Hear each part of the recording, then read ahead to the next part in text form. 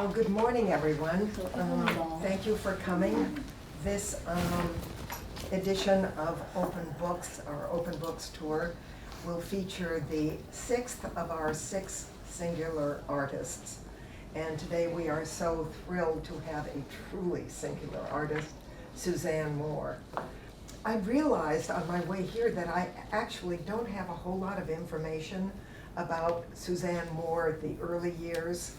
I know she was born, and presumably she has a family because I read that they are engineers and inventors, and that Suzanne herself was had great talent in math and science growing up, but nevertheless got a BFA when she was settling down to a career. I don't know how she does what she does. As far as I can see, she hears the music of the spheres and it goes through her body and comes out her fingers, and she writes the music on the page. That's my Oh, I like that. So it is my pleasure to introduce to you the talented and mysterious Suzanne. Thank you. That was really a nice introduction. I am from a family of architects and engineers, and including 2 brothers and a nephew who all worked at Jet Propulsion Laboratories. So, and my other brother was this wonderful inventor, engineer. So I do have that background, and we grew up with, in the 50s, with a compost bin and recycled paper on the kitchen counter on which we were asked to draw what we were describing. So, real often we would, on the scratch pad, on the scratch paper, we were asked to, when we were trying to explain something, to draw it. So we have that in common, that we think new things and then make them somehow. And although math and science were really easy for me, I didn't really have any models that inspired me. My French teacher was far sexier than my math teacher.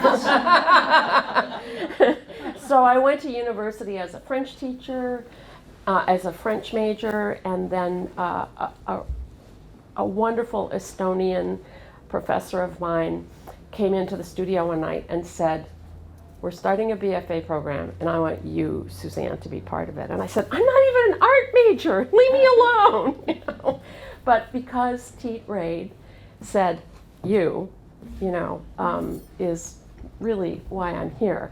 And one of the books I brought went back, I made it for a celebratory invitational of graduates of that program. And I dedicated it to Teet Raid because of the way he taught, the extraordinary way he taught. There's so many things that I could talk about, but I was trying to figure out something that I could present that's different than maybe what you've heard me talk about, if any of you have heard me talk about my work. And I rustled up an article that I was asked to do for a publication that no longer exists called Abracadabra. And it was published in California, and the theme of this particular one, it's mostly lettering related topics. And this particular one, they wanted people to talk about bookmaking. So although I had been making books for a long time, it's published in 1995, I'd been making books for about 10 years by then, and I tried to figure out something that it's hard to explain unless you kind of write it all down.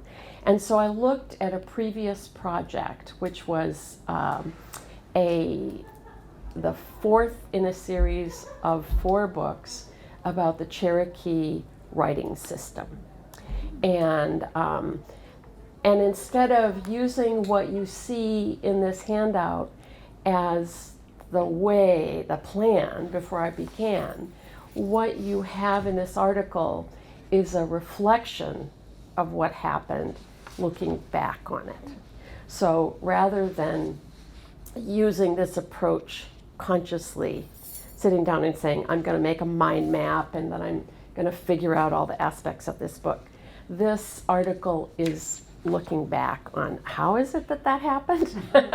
Because I tend to work pretty intuitively. I don't make a lot of sketches. I have a basic idea about something and I get a stack of paper bigger than I think I want it to be and I start image making. And the lettering aspects can be woven into the image making by calligraphic drawing and painting, but and then the text goes in usually with hand lettering, because I until fairly recently I was making just one book at a time, and I've made I really need to figure out exactly how many books I've made. I think without the edition work, which adds another 75 to 100 books, depending on how you count them. I've made about 63 manuscript books. And generally, the number of pages is about 1,500 pages of one-of-a-kind work. So not reproduced in any way. And that, when I figured that out, I kind of did the math on an airplane when I was bored one day, because someone said, well, how many books have you made? I was surprised to know that it was that many pages. And it means I have a lot of chance to experiment with different things, and I use original painting and drawing techniques, and since I moved to Vashon Island, I got to return to the option of printmaking. I was trained as a printmaker, but because all of the studio solvents were so toxic, I never could have it in my home. If you're breathing that in your air system, you really, it's not a healthy way to be. So I moved to Vashon Island and joined a cooperative print group that has existed there for 25 years, and have access to a huge etching press and lots of equipment that we have gathered over the years. And it allows me to combine painting, printmaking, drawing, and hand lettering kind of in multiple layers, usually in my recent work.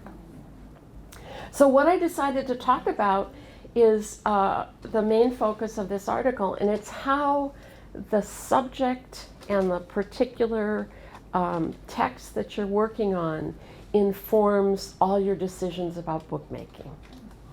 So the variety of things that you'll see in front of you is something that's very three-dimensional that I'll take out of this box, something that's just one folded page, and things of different scales. So a book that could be in this format has a very different effect than a book that the pages are so large they feel like they're wrapping around you if you are holding them. The constant is books with a very few exceptions, and this first piece that I'll talk about is one of those exceptions, but it's related to early books that were done on scrolls instead of a codex format.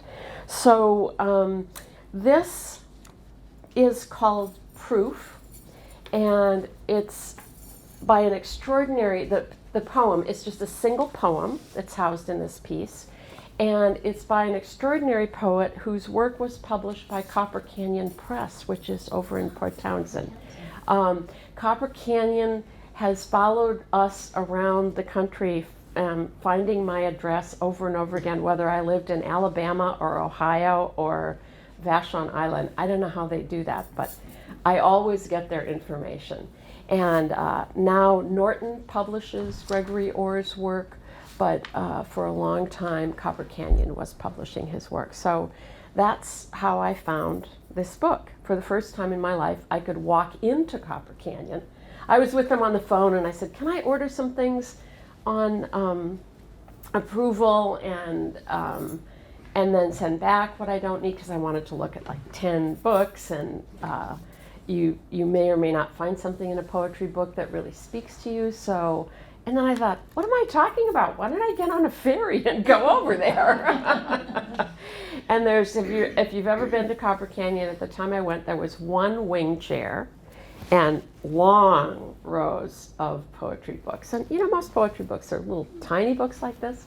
And I pretty much scanned those shelves and picked out everything that had a spine that spoke to me. And this book by Gregory Orr, O-R-R, is a book called Concerning the Book That Is the Body of the Beloved. So we got book, body, beloved, all very attractive ideas. This particular poem, I've worked with his work to make other works, and he has agreed to let me choose some of the works from that book and make a letterpress edition. But that has been a longer span than either of us imagined. We've never met, but we've had a long correspondence. He writes a lot about books and paper and poetry and solace and answers being in the pages of the book. He also talks about things being on fire. You know, it's really impactful. So this book was inspired by this poem. Black marks on paper or parchment, painted on bark. What magic at work here? Are these words? Are these a silent saying of all we hold dear? Are these proof of our being here? So he starts with black marks and asks the question, is this the proof that we have been here and made a mark of some kind? I encountered this at a time when one of my brothers had just passed away. My mom died a couple months after that. A good friend's 42-year-old husband had passed away, and then my husband's mother died. And the beginning of that year was September 11th. So in this span of 365 days, we had many grief-stricken moments. And the book talks about grief and loss of the beloved in a really amazing and impactful way. And then over many pages, it's a very long poetry book, it works its way back to passion and, you know, kind of what is next, what are the possibilities. So the timing of that book entering my life was pretty extraordinary too. So I was going to an international lettering conference, and I was allowed and encouraged to do any kind of work. And so I made a three-dimensional object that they would display in the gallery on a series of pedestals. And there was lots of potential space. I rarely make three-dimensional things. This might be the only one that actually ever left my studio. And you pull this panel out of something that has a space in the top, and you open it to a gilded surface.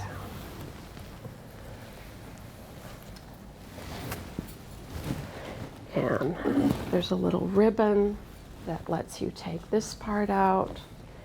And then you look in a black box, and can you see a little bit of gold through the spools? Mm-hmm. Mm-hmm.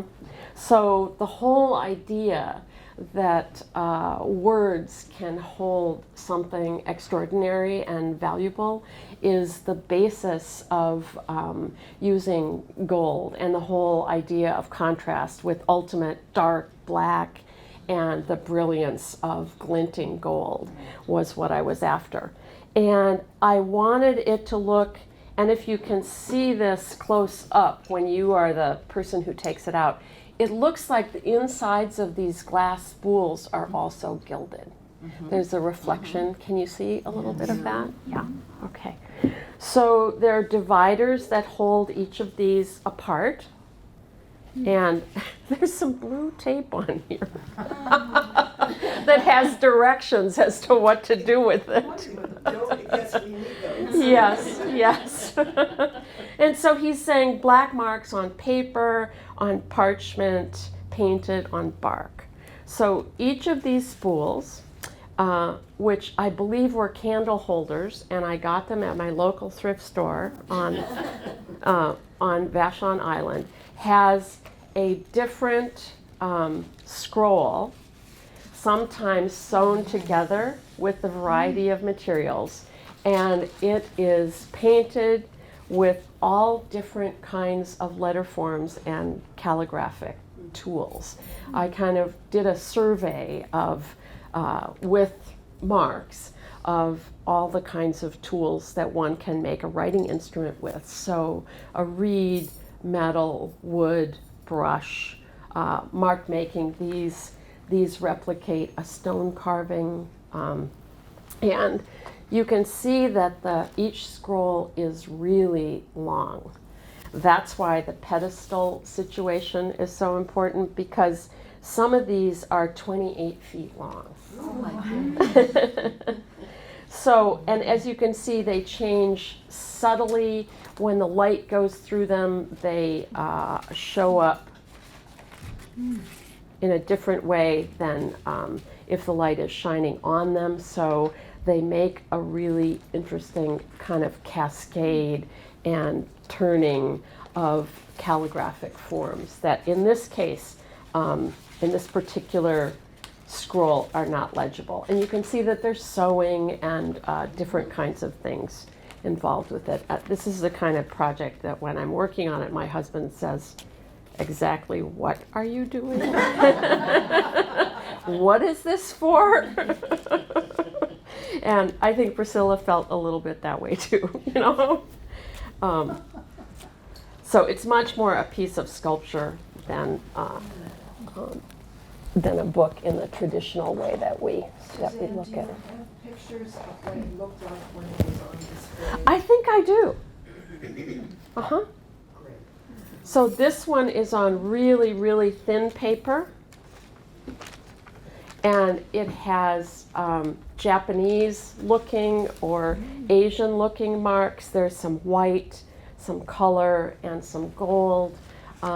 There are Asian study book pages for people to practice writing. And so this one plays, and I don't know, I can see the light through it really beautifully, but can you too? Yeah. Yeah, so the white on white is the opaque, and so I won't take this completely apart, but you can get a feel for what it looks like. And then this one is on a material called scrim that is used in theater, and book people use it to strengthen spines. And what I did was, with my zigzag sewing machine, I wrote out the entire poem in stitches. And by the pressure of the pen, when you're using a pointed pen, makes a broad stroke that is joined by narrow strokes. So as you're going down a stroke, you put pressure and then release, and then pressure and then release, and pressure and release. So what I had to do was change the width of the stitching on my zigzag machine to get it to go wide and narrow, as if I were writing with a pointed pen. So this has, and there's some very fragile places, but hopefully strong enough, all alluding to what I felt when I read this poem. You know, if we're questioning, is this a mark of being here, then we're suggesting the fragility of life exists in whether or not that mark exists. So this goes all the way to the end of the poem and has all the words that I told you about. And maybe afterwards we can unroll a little bit more of it. So when I show it, I try to make some of the words, hi. This is the wacky book category. Is this a book category? So when I show it, I try to make a word or a phrase really show, and then some of it just weaves in to the other papers. And I think on one of them, there's a section of vellum as well. So I was trying to use, and there's a bark section. So I was directly relating the materials for this piece to the words that he so succinctly described. Another one of his poems, he's a tremendous fan of Emily Dickinson. And so this is another one that's a wonderful example. How can lines zigzag down like lightning? How did Emily Dickinson write those poems? The beloved must have stood beside her, handing her words like spears. What a night storm in the heart, each word bursting its ghastly flash, followed by sudden dark. So that poem, still Gregory Orr, a very different feeling to it, probably wouldn't ever have this form. It would take on a very different form. Might have the light and dark, but you know, how is it that you could suggest the idea of the beloved handing her these spears? Sometimes the form of the book is much more simple, and this piece that I still think of as a book came from a demo that I did in a class. And the word that I was working with, I asked students to bring things that mean a lot to them. You know, if you're going to invest the time in making a calligraphic work, and particularly making a book, bring something that is meaningful to you. So a friend of mine had written a letter about a loss in her life, and I'm sorry this theme is recurring, it just happens to be that way. We'll move on to something else. She said, I feel as though I'm standing on the brink of mystery. And that brink of mystery so stuck in my mind that I decided, well, that's what I'm going to work on as a demo. So this has a much simpler form. The folder will have a little label in it, which I haven't finished yet, but I wanted to bring it to show you because a good friend named Arne Wolf said that anything, can I borrow this and I'll hand it back to you. He said, the definition of a book is something which conceals and reveals. So it's as simple as that. And when you think about the essence of a book, it's the encounter we have with it usually has something to do with the viewer being involved with it and revealing something, whether it's conceptual and knowledge or whether it is physical by turning the pages or unrolling the scroll. So working with just that very simple idea of Julia and her standing on the brink of mystery, I had the students do an exercise where you take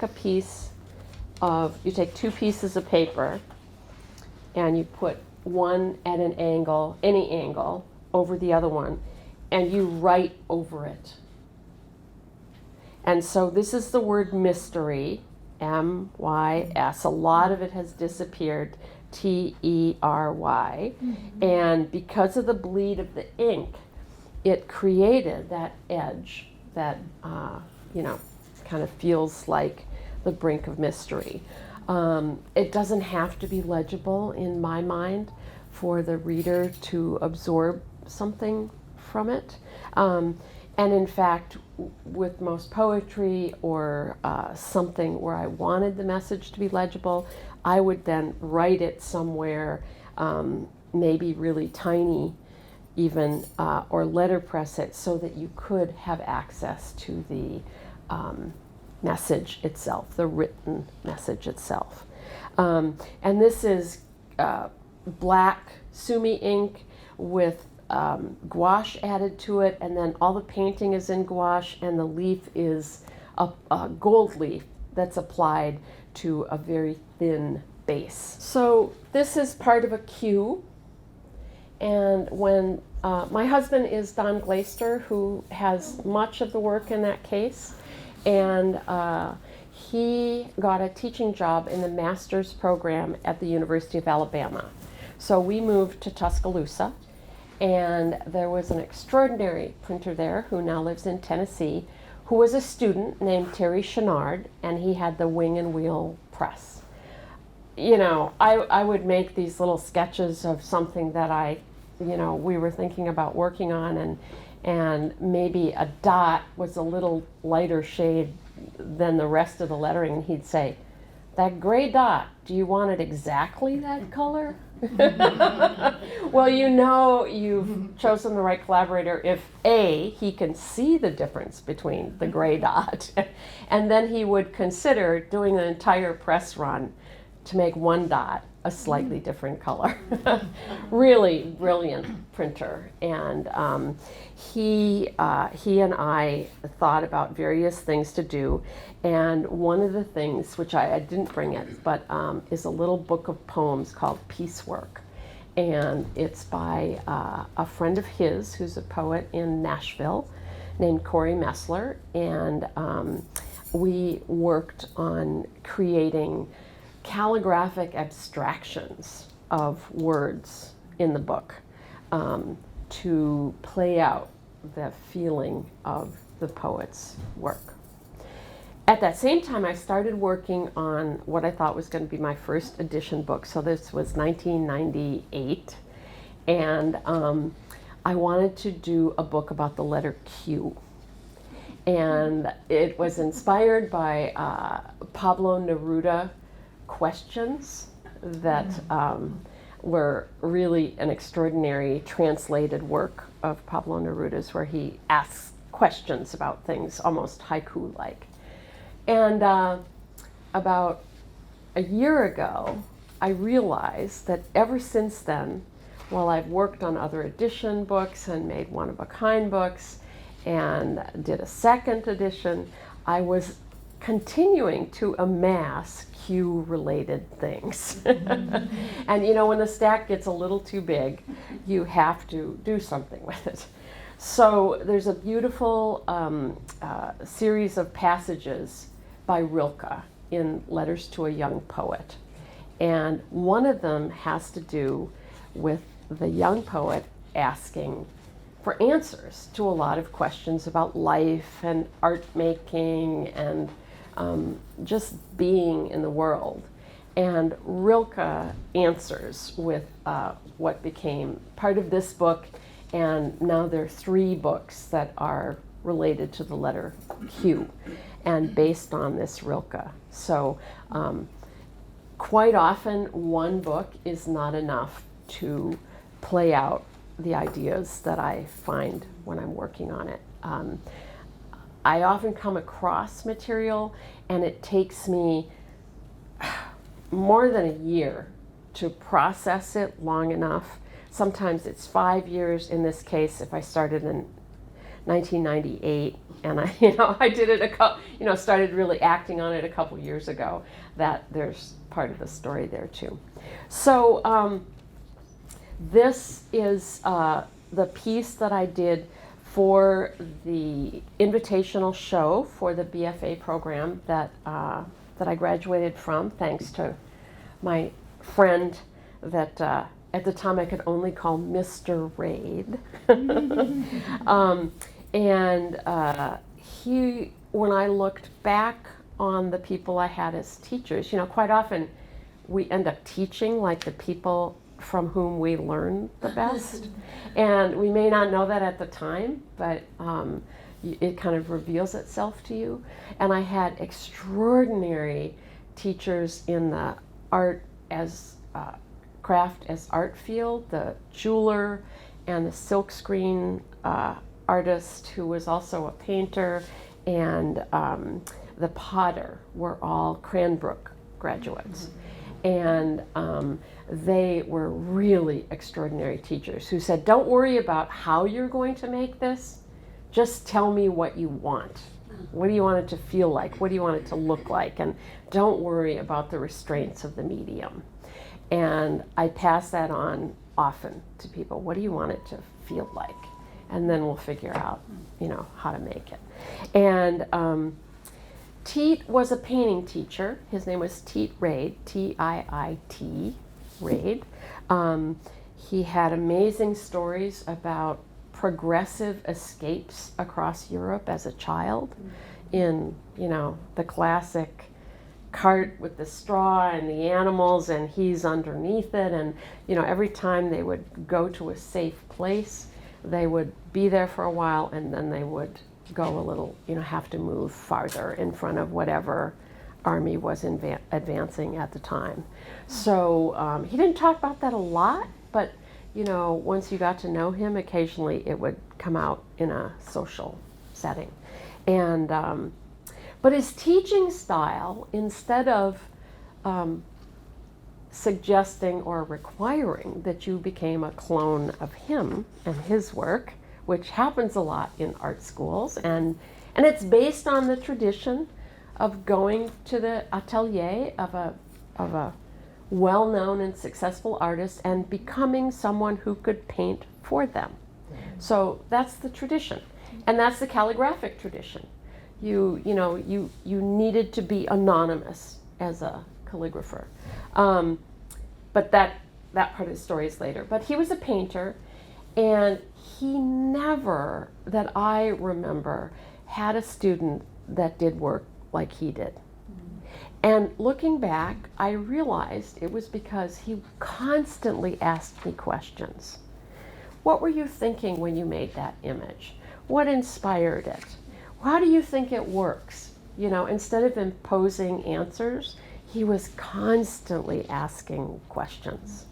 And the whole idea of a question is that you're curious and you're looking for something. All the cue words in our various languages have something to do with query and quest and, all these wonderful things about searching. So this book is bound in paper, as all my books are bound. I'm married to this brilliant design binder, but I really prefer the friendliness of paper, and I rarely make a book that requires boards that are glued down on it. I've done some books that there isn't even any glue in, because conceptually I wanted you to be able to cut all the threads and disperse the pages. So nobody would know that necessarily, but that was something that I played out, this idea of, why should this book be a certain way? And the Sequoia books had very little, if any, glue in them, because that information kind of came to us in pieces, and I loved the idea that it could be dispersed again in pieces. So this book is part of the Rilke passages from Letters to a Young Poet, and you can see that it has a huge array of kinds of images in it. It is, I titled it from some of the text, Studies in Q, Love the Question. And to be quite honest, it's an excuse to use up some of this massive amount of cues that I have played with, that I always thought, oh, this is for the edition, this is for the edition. And then, you know, when you move, you sort everything out, and all of a sudden I had a drawer. I have this wonderful cabinet. It's not a flat file, but it's drawers about this wide and about that deep, so it accommodates a fairly large piece of paper, but it's this deep. Oh. And most of one of those drawers has Q stuff in it. You know, prints and paintings and collages and all kinds of things. So this is part of that series of what happens when you think, I better pass some of this on and send it out into the world. So this is tooling. This is a little collage with tooling. So it's actually the offcut of a piece of paper from a book about Scheherazade. Don always laughs. He says, I can't believe the art that you make out of trash.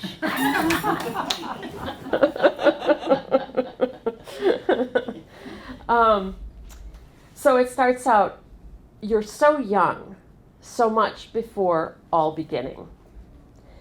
I'd like to beg you, dear sir, to have patience with everything unresolved in your heart.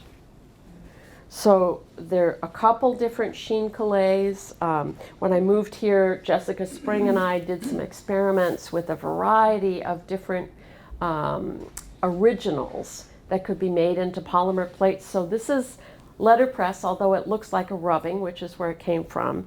And this is an ink drawing, but they're letterpressed on really thin paper and then cut out and sheen collated onto this. So these little scraps of paper, we're looking for a home on a bigger sheet.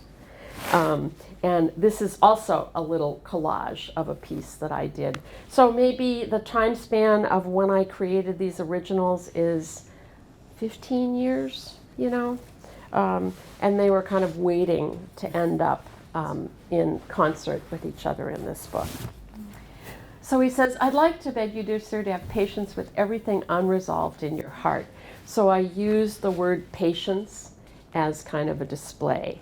And you'll notice that as opposed to a lot of the work, the lettering, I kept damping down the color of the gray till it, and I made the size of it quite large so I could maintain the legibility but have it be a support to these images. Important part, but not the biggest, most forward part. An ink, Sumi ink piece on a very subtly debossed page that has gilding added to it and a little bit of color after the fact. Teaching gives me a lot of demo sheets, so you know I sometimes just use the letter Q or a word like mystery to do it. So he goes on, and try to love the questions themselves as if they were locked rooms or books written in a very foreign language. So you have this feeling of unfolding. And I was showing this to someone the other day, and I thought, the crossbar of the Q never ended up in these various, these are all. And for those of you who've seen the Zero book, you might recognize this. And there's a whole edition of this image on this thin paper that was planned very thoughtfully for the Zero book, but it never fit in the Zero book. So now I have 26 of these to figure out what I'm going to do with. And they will end up in the Q book. So this was done with a piece of balsa wood. The original was done with ink and a piece of balsa wood, big calligraphic kind of drawing. This is letterpress letterpress from Jessica Spring's archive of wonderful materials that she opened her studio so generously to me. And you have this idea that the overlay of the various parts of the image give you a different image with every opening and closing as you go through this folio. Don't search for the answers which could not be given to you now, because you'd not be able to live them. And the point is to live everything. Live the questions now, perhaps then someday, far in the future. And so this really does have that feeling of layers and layers of layers that you can't get to. So this whole area here is gilded Japanese paper that has red painting behind it. And this is red that you see through from behind here. Can you see that? So that whole idea of what's hidden and what's exposed, and what image do you actually see when you look at the opening.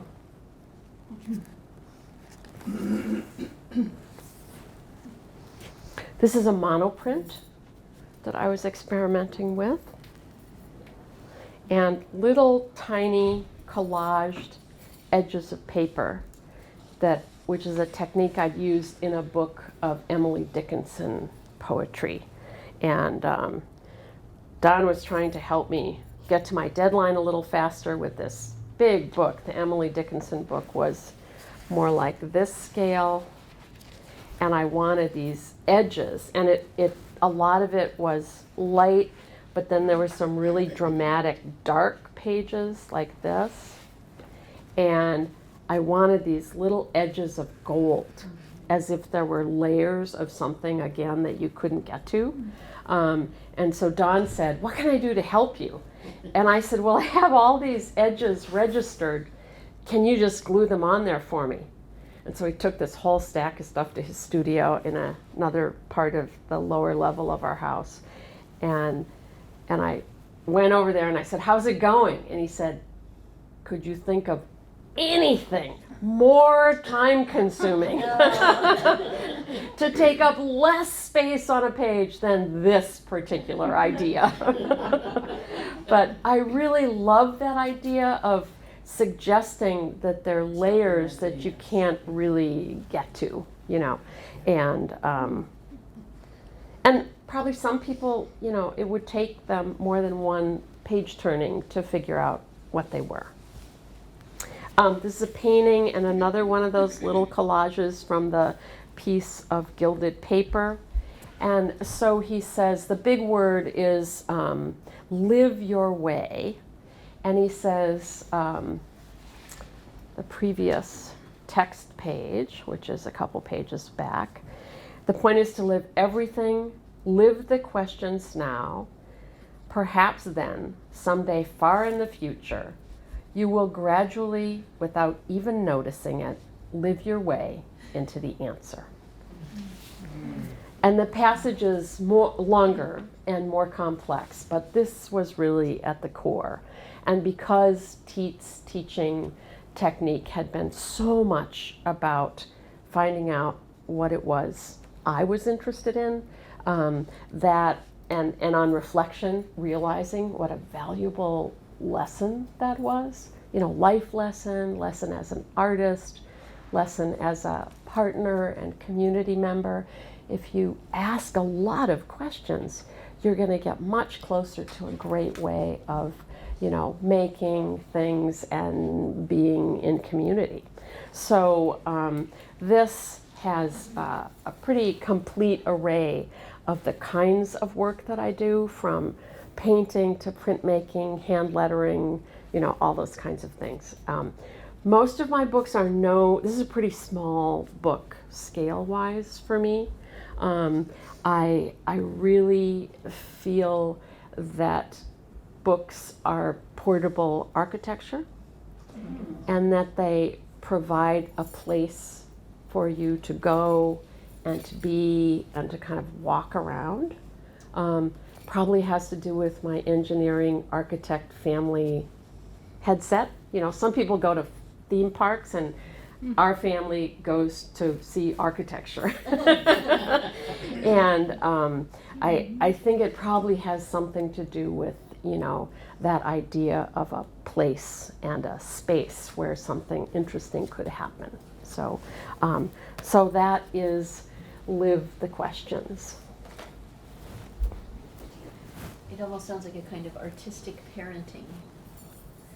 The teacher and the student relationship of, you know, Yeah. giving and And you know, it's interesting you say that. I never really thought of it that way, but my father died when I was 19, and it was right about the time I started taking art classes.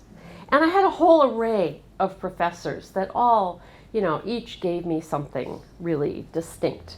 But the very quiet, and Teet was not the person that I took the most classes from, or that at the time I felt the closest to. It was kind of interesting that it took, looking back on it retrospectively, that I realized the role he had played. And my best friend Craig and I were in the studio that night, and we both did the BFA program. Craig went more in the graphic design direction, and I ended up doing this. So I love the way you use the concept of discovery in such an original way, like the little part that you can't access, or the little flap that you can only pull up, or, you know, you really engage us in such an act of discovery in a very unique way. well, in the idea of gold being showy and sparkly, well, if you cover it up with Japanese paper, you kind of wonder, well, is that its best role? But to create that idea of the locked room, something that or a foreign language that you can't quite get to, it made a lot of sense. Even, you know, in a big covering up a lot of gold and offering just a little bit of it that you could see. So, and then I wanted to talk about a book in the collection. So if you could hand me that dark blue box. Because I had been painting for so long, so this is talking a little less about form and a little more about technique. Because I had been painting books by hand for so long, I had not had access to a press. I had a certain way of working and designing a book, and quite often, as I matured, it had to do with creating the images and then figuring out where the text was going to be, which is not the way a lot of book people work, where you have a text and you have a set of images and you figure out a way to kind of marry them in concert to each other. I more recently have tended to do it where, and even in what looks like a very structured book, the Zero book, all of those pages were completely designed before the text was composed. So there's typographic work in that book, but it's based on the fact that as a lettering person, I knew I could figure out a technique that would allow me to letter on any surface. And so I didn't have to leave space for the lettering in an image. I could letter over an oil-based ink. I could letter over gouache. I could letter over any number of media.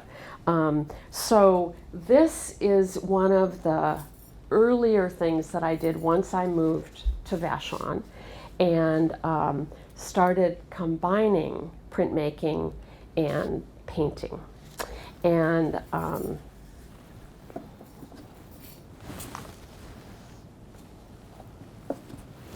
the printmaking department that I was part of was very traditional, and looking at my work, you can hardly imagine it without color, even if it's intense color in small amounts. But the rule in the printmaking department was, if you can't do it in black and white, don't do it at all. Not very interesting.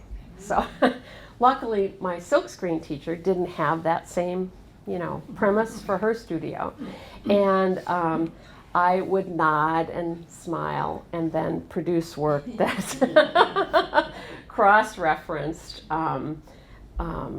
silkscreen medium and deep embossing, intaglio printmaking, and I drew and painted on my prints, which was absolutely not allowed. But I somehow left out the fact that that's what my BFA show was going to be. Until it was already on the walls. Bad girl, no biscuit.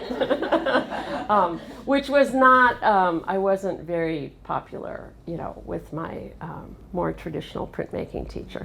But it was the only way I could manage to do work that I thought was really mine. And fast forward 37 years when I again had access to a press for the first time, and now I get to ratchet up all those ideas that were born there in a studio that I have tremendous access to, not too far from home. So this book of Cynthia's comes because of that background of painting and color, lots of experimentation with color, and the cross-referencing of technique and color. So, and I use a variety of techniques that lots of other people use, but I think maybe what makes it look so different is that the layers that go onto something, I don't plan before I start them, and sometimes I'm rescuing something that went way sideways and surprise myself. Now, if I kept notes of how I got to all these places, that would be helpful. And I really stay on my students to say, make your page bigger, then you're going to use it, and put all your notes as to how something happened on the top of the page that you're going to cut off. Because then you can capture it, especially with an iPhone or smartphone, and have some record of how you got there. Because there'll be pieces in this book, I'm sure, that I have no idea how I did them. So this is a book that is a excerpt from a 55 BC 6,000 line poem by Lucretius, Titus Carus Lucretius, yeah, and called On the Nature of Things. And in 55 BC, Lucretius talked about Venus, the mother, the power of the feminine. He talked about the Big Bang. He talked about the fact that we cannot possibly be alone. There are other universes like this. And this manuscript, written before Christ, had theoretically a few copies made of it. So 6,000 lines. It's the only thing he ever wrote. And it was a tribute and a poem for his Epicurean mentor. And he recorded all of these extraordinary things. And the only known surviving copy of that manuscript was found 1,400 years later by an itinerant monk trekking through Europe to these monasteries that had manuscripts written in ancient Greek that no one could read. But this scholar and had an awareness of some of those ancient languages, and also an awareness when he came upon this manuscript of what he was looking at. And it's a little paperback book that was on the librarian's pick shelf in my Vashon library in the King County Library System. I always look on their shelf because I found the book that inspired Zero there.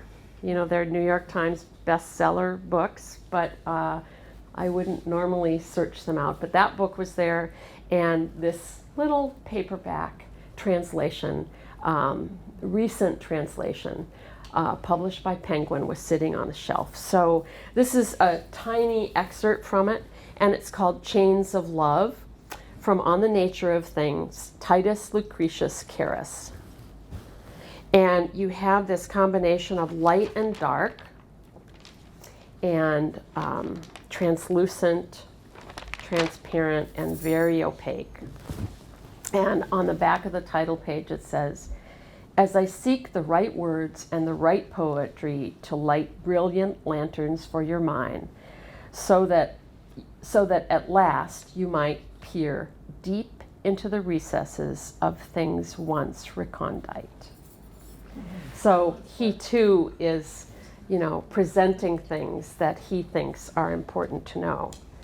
And these pages talk particularly about Venus and the power of the feminine, and they are a real layering of what I could do with oil-based printmaking ink, golden fluid acrylic paint, which makes a very dye-like, intense color. And then this is a white acrylic ink, and there's some highlighting with gouache, gilding, and then I went back in with a little, what I call a veil of white acrylic ink, so that I could still write the lettering in a dark color rather than white, and it would give a little place for that lettering to settle into the page. So, and again, so this image came from a much larger set of images that were experiments for a book this size. That's why I brought this page. And you can see, for those of you who are makers, on the back of it, you can see the impressions of parts of the prints, and you can also see the staining of the fluid acrylic as it comes through the page. This is the part you don't get to see in the book, but this is a great illustration. And this didn't make it to prime time in the commission that I had to do a book about the Planet Suite, the Holtz Planet Suite. So this is the size of the page right here, and you can see that it's half of that. So this is one of those things that, I make lots of raw materials, and they maybe didn't fit for the planets book, but they were perfect for this book about Venus. And the whole mysterious kind of feeling of these words of Lucretius, I felt were best played out if things, were not obvious. There weren't going to be any pictures of things. It was going to be this feeling of this circular beginning kind of thing. That circular form is the ultimate, kind of universal form.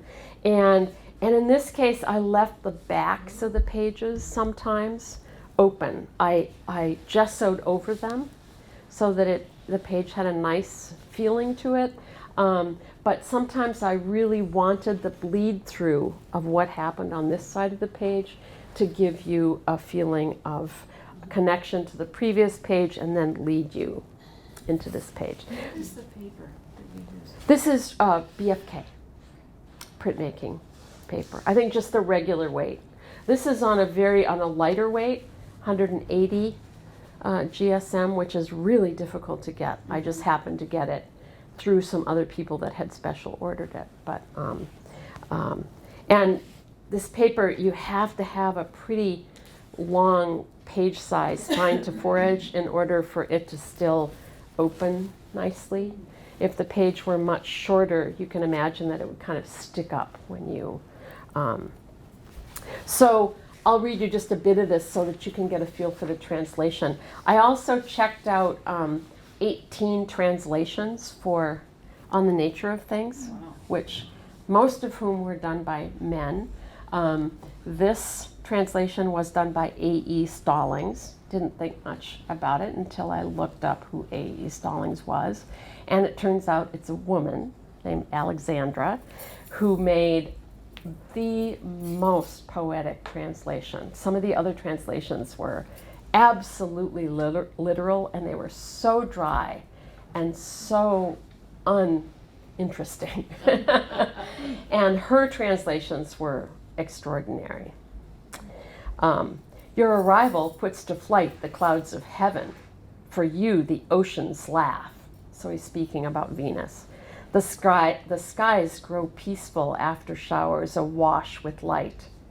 For soon as morning wears the face of spring, and the west wind is fresh, and freshness warms and quickening. The airy tribe of birds, O Holy One, is first to start, heralding your approach. Struck with your power through the heart, then beasts, the wild and the tame alike, go romping over the lush pasture land and swim across the river's headlong rush. How rich is that? Times 6,000 lines, you know. It was really incredible. So I took feminine and love goddesses from different cultures, and I used them as the display on these more subtle pages. And so Aphrodite isn't necessarily mentioned in this. And Venus Callipygos is a Greek goddess. And so we have this interleaving of these translucent sheets that hold the lettering. And some of the text is legible on this side, and then you have the texture continuing down the page, but not being legible until you turn the page.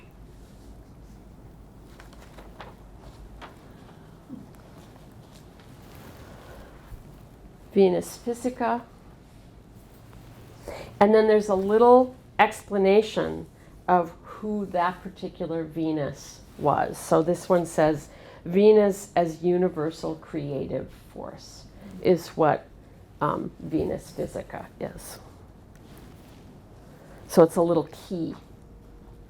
And then you go back to this really intense layered color. So there are resists in there that are made with acrylic medium, and then monotype, and then the acrylic paint, and then sometimes it's highlighted with gouache, and all the lettering is done in gouache. So it has a bit of a pattern as you go through it. These display names are here. So this one is Venus Verticordia, and that is Venus, the changer of hearts. Who knew there were so many Venuses?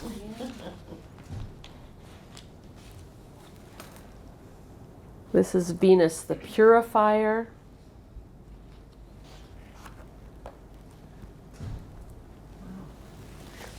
Venus Felix, lucky Venus.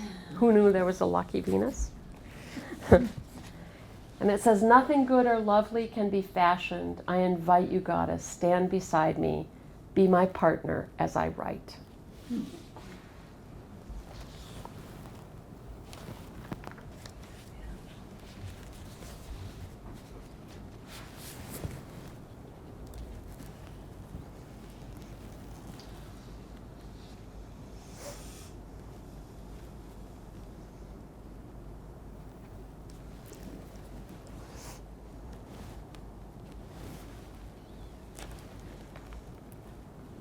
So it's a fairly long text, not as long as some I've done. I've done books that are 122 pages. 2 Zero books that were manuscripts before the Zero edition were 96 and 78 pages, fairly large scale like this. So lots of space, lots of potential space to let the story unfold.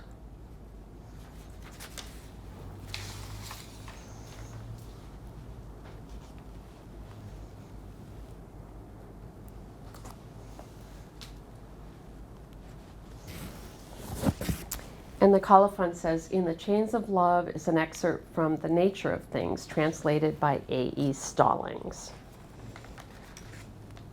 And it just says painted, created with monoprint painting, lettering, and tooling.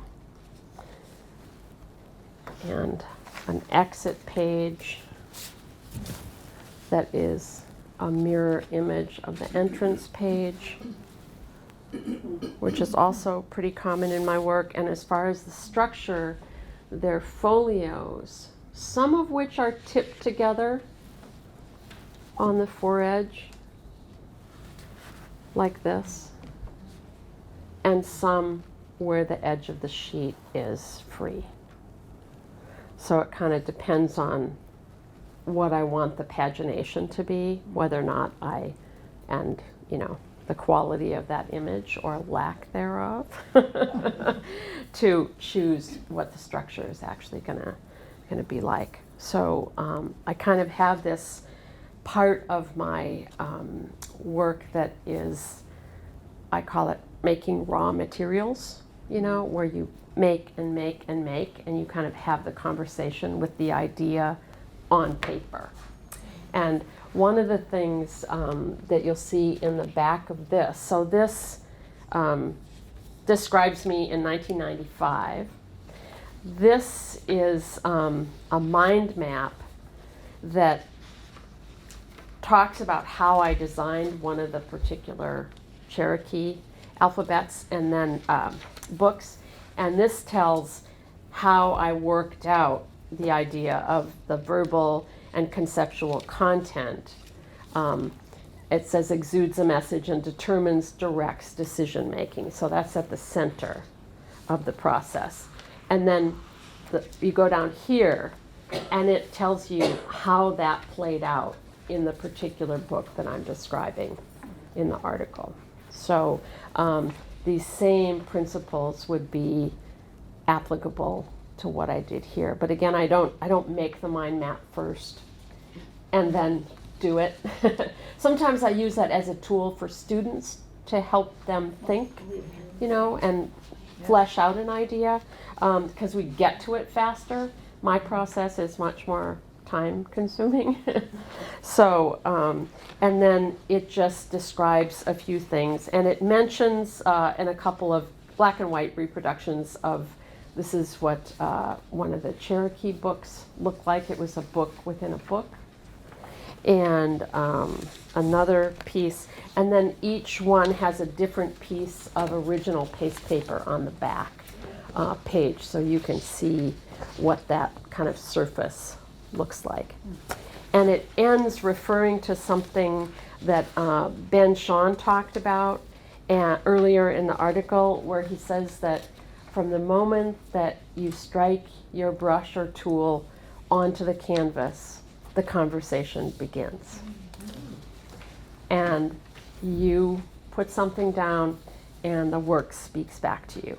And the conversation, if it's a good one, unrolls in a very kind of broad horizon, open way, to have the most potential for what might happen.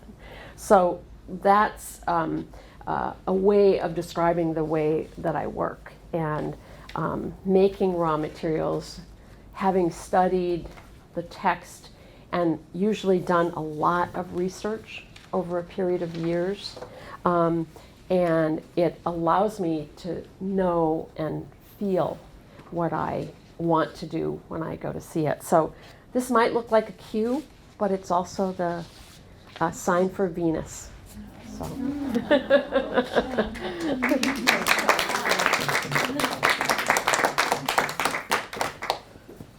Thank you so much, Suzanne. You're welcome.